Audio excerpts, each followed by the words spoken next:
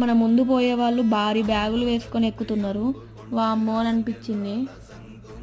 మనకి ఎదురుగా వచ్చే వాళ్ళు చెప్తున్నారు ఇక్కడ కొండ చర్యలు పడతాయని, ఆగకండని.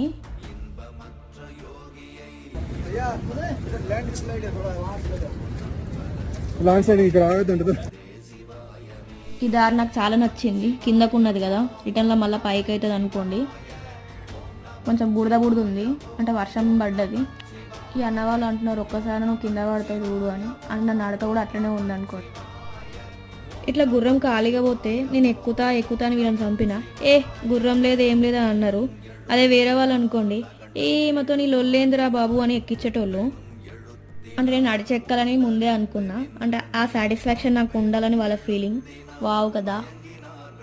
ఈ గుర్రాలు పోయినాక అనిపించేది, ఎందుకు వాటిని చూస్తే ఎక్కాలనిపిస్తుంది, మూసుకొని కాళ్ళతో ఎక్కొచ్చు కదా. ఈ దారి మొత్తం బురద గుర్రం